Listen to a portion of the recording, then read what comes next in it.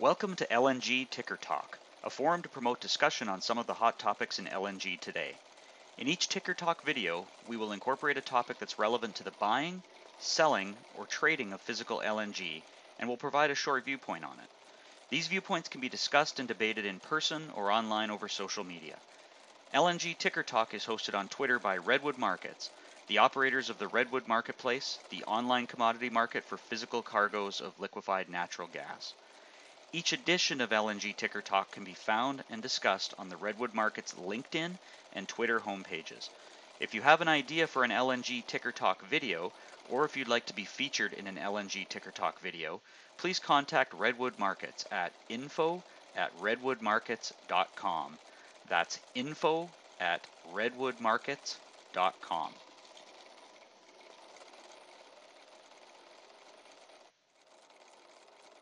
My name is Dan Zastani, and I'm the voice you'll hear during today's Ticker Talk. I'm a co-founder and senior vice president at Redwood Markets, and our goal is to bring increasing liquidity to the LNG markets around the globe. Personally, I've been developing energy markets for the last 23 years or so now, with my background extensively in the North American natural gas, electric power, and crude oil sectors. My focus in market development has always been the integration of electronic trading with solutions that ease the friction that inhibits trading early on in either emerging or rapidly evolving markets. Specifically, this has involved things like standardization and central distribution of trading terms, development of screen-traded products to address specific risk management concerns, the introduction of indexes or benchmarks for new derivatives and futures, and in particular, making tweaks to how those indexes and benchmarks work to support the growth of liquidity and the use of those benchmarks. And also the reduction of credit and counterparty risk through either central counterparty clearing or various credit support mechanisms that allow some intermediation of trades and kind of smooth the trading process from a credit perspective.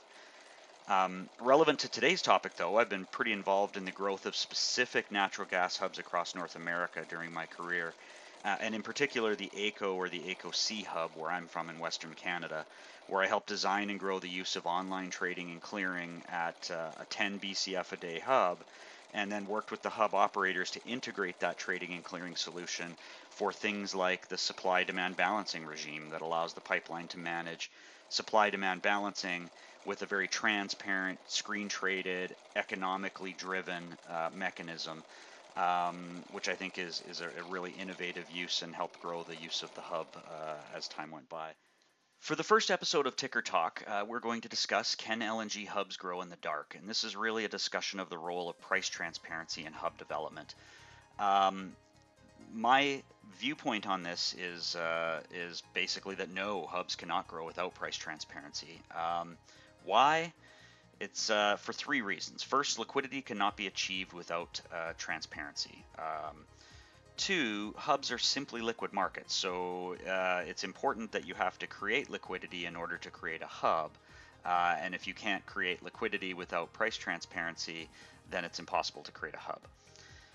And three, the most liquid points will become hubs. So as markets develop and liquidity forms, the most liquid locations will become hubs. And usually that's based on the other characteristics of hubs that make them more attractive for trading. So let's talk about hubs a little bit. There's been a lot of talk lately in the LNG business about the creation of regional centers of liquidity called hubs by the reference to the development of the most liquid continental gas markets. The discussion of hubs, though, typically revolves around the location or delivery region for the hub, with many different possibilities and nations vying for that title. The location, however, is only part of the puzzle of what goes into making a hub, especially for LNG.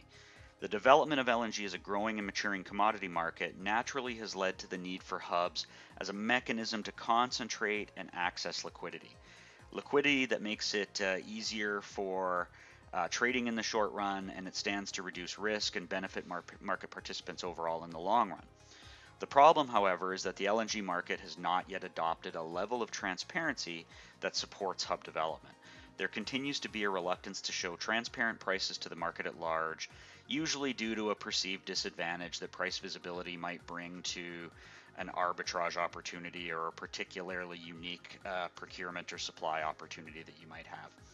But without transparency, none of the other characteristics of hubs on their own merit will reach the end goal of liquidity. So let's talk about what liquidity is for a second.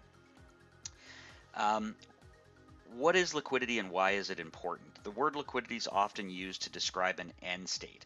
The market's either liquid or it's not, but that's not really a valuable use of the term. Liquidity is instead a measure of the efficiency of a market. The best measure of liquidity is to consider the impact that a transaction has on the market price. So if, for example, a buyer wants to buy at $7 per MMBTU and a seller wants to sell at $7.50 per MMBTU, the assumption then is that the market price is somewhere in between those, let's say $7.25 per MMBTU.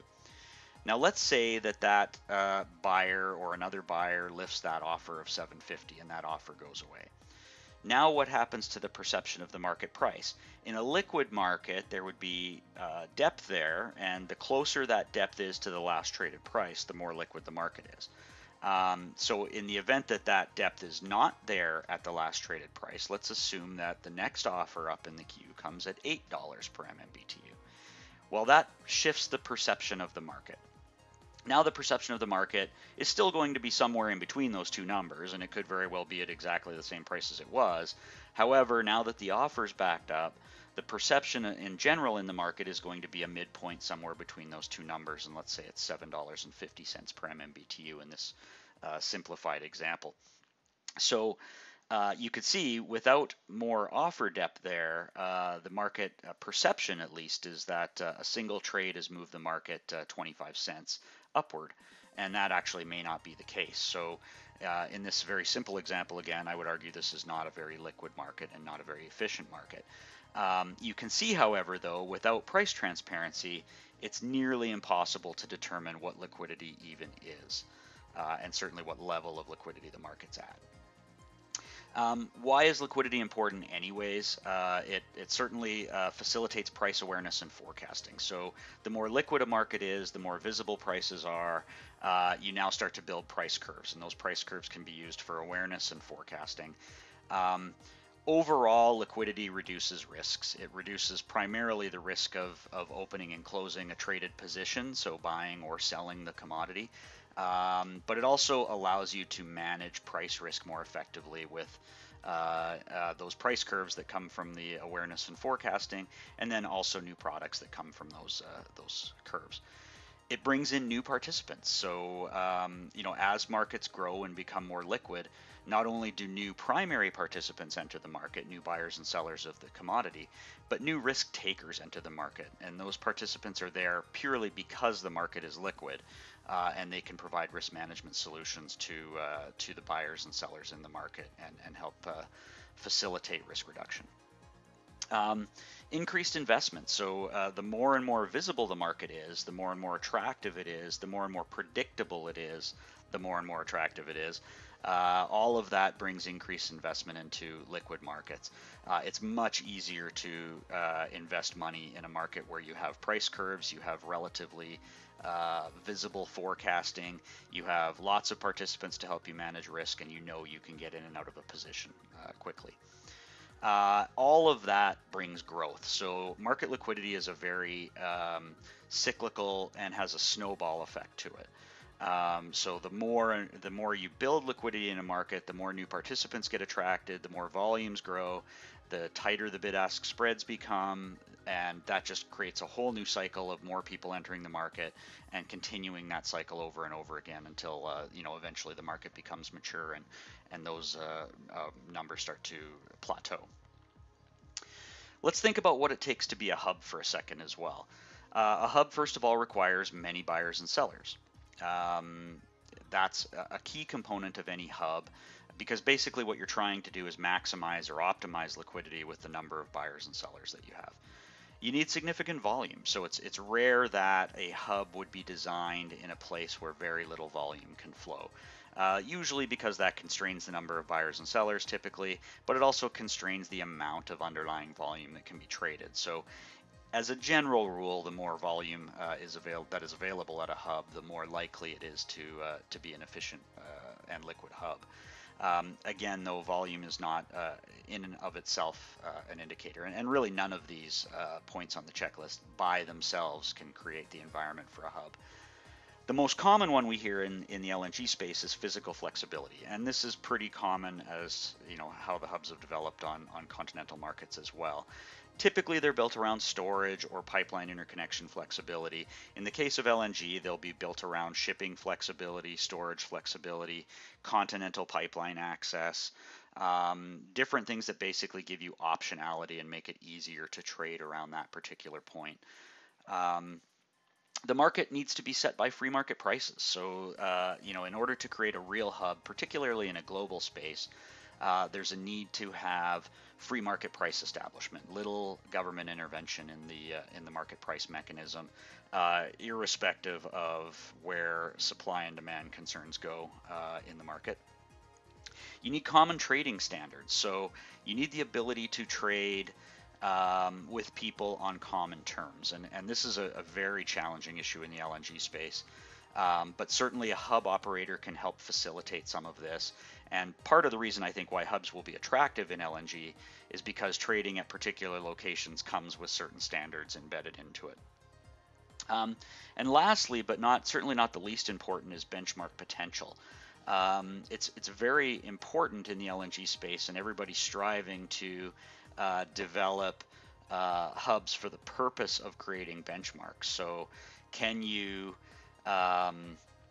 create a visible benchmark for LNG that's used for not only the market that you're in, but to create differentials to other markets where LNG might trade that are perhaps less liquid, but still trade at a relatively tight spread to those markets.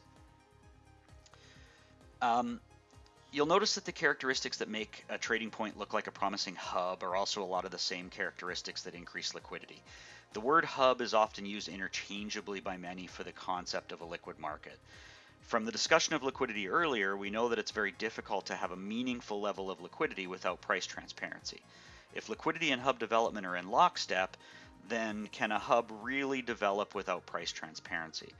Trading and market development is often a story about the chicken and the egg. So the question that the LNG market needs to start considering is, do you focus in on a hub and then try to make it liquid, or do you foster liquidity across the industry as a whole and then let liquidity grow at multiple hubs and see where it gravitates to? Without the intervention of a government body to force the market into a particular hub, the idea of the industry lining up and choosing a hub by consensus isn't likely to happen. The more likely outcome is that hubs will develop naturally as liquidity grows. In that sense, a foundational level of liquidity is required before a hub can emerge. So I see the path to hub emergence being one that starts with the adoption of price transparency, which leads to the formation of measurable liquidity, and only then will the hubs differentiate themselves by their other characteristics, with some rising in prominence and some falling off. So if that's the case, then can liquidity develop and therefore a hub emerge in the dark? Today's LNG market is dark, with transactions either conducted through private, direct bilateral negotiations, or through the use of sealed bid tenders with invariably little or latent price discovery.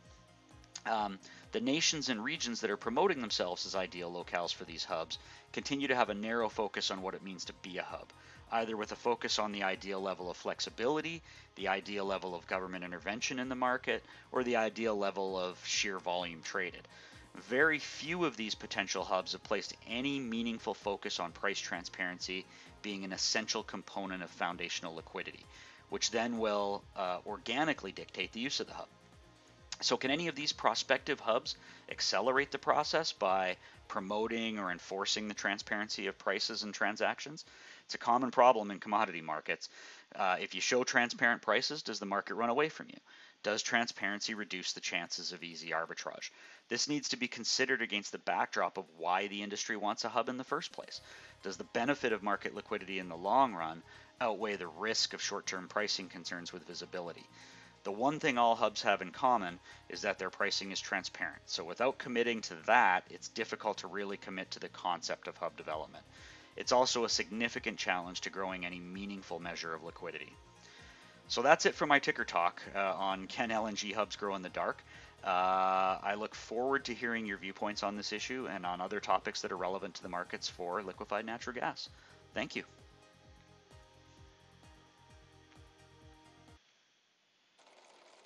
Thank you for joining us for this edition of LNG Ticker Talk. We look forward to getting your viewpoints on the viewpoints that were discussed in this episode. Please find us on social media at our LinkedIn address or on Twitter at the links that you can see below. Just a reminder, this video is part of the LNG Ticker Talk series, produced by Redwood Markets, Inc., and is intended solely to provoke discussion of topics relevant to the liquefied natural gas industry. The views and opinions expressed in this video are those of the authors and do not necessarily reflect the views of Redwood Markets, Inc. Any viewpoints, analysis, data, or examples used within this video are for discussion purposes only.